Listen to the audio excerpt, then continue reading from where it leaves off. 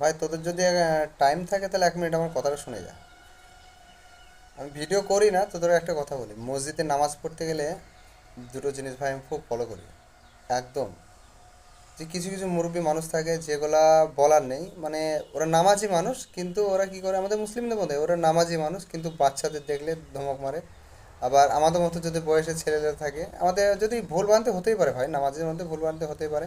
তা আমি খেয়াল করলাম আজকে একটা বিষয়, একটা আমার বয়সে হবে কি আমার চেয়ে একটু কম হবে বয়সে ছেলেটা দেখলাম আজকে নামাজ পড়তে ভুল করেছে।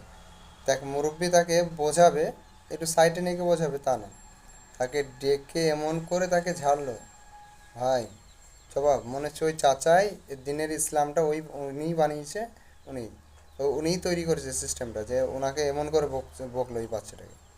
তাই এইগুলো আমি একটা বলি, যারা ভিডিও দেখছো ভাই, যারা বিশেষ করে যারা মুসলিম যারা দেখছো আমার ভিডিওটা, আমি তাদের একটা কথাই বলি যে হ্যাঁ তোমরা বোঝাও, বাচ্চা আসবে বড় আসবে মসজিদে থাকতে, মসজিদে যাওয়ার আগে মনটা, যে কিছু কিছু মানুষ মনটা অন্তরটা পরিষ্কার রাখো তারপরে যাও মসজিদে, না হলে তোমাদের দরকার নেই যাওয়ার।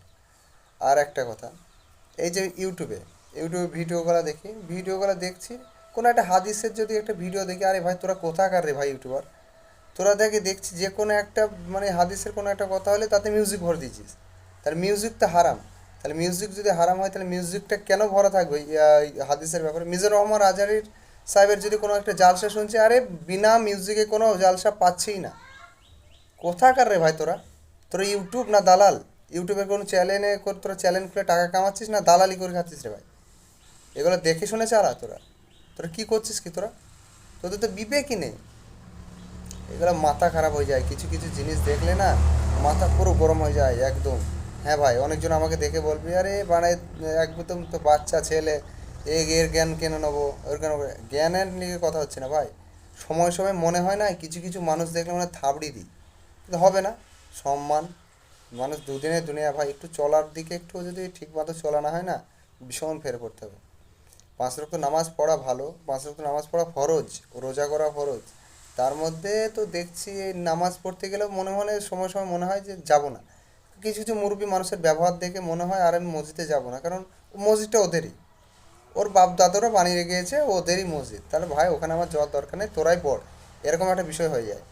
তা আমি অনুরোধ করে বলছি, যারা মুরব্বী বাপজান আছো চাচা আছো, তারা একটা কথা, ভাই তোমরা, দাদা, ভাই, চাচা যেই হোক, তোমরা একটা নিজে থেকে অন্তর থেকে একটা জিনিস ভাবো, যে 5টা মানুষের সমস্যা হয় সেরকম তোমাদের আচরণ করো না। কারণ আমাদের বয়সের ছেলেগুলো তোমাদেরকে মারতে চায় তোমাদের ব্যবহার দেখে। আমার কাছে এই কথাটা মনে রেখো একটু, ঠিক আছে? আমি খারাপ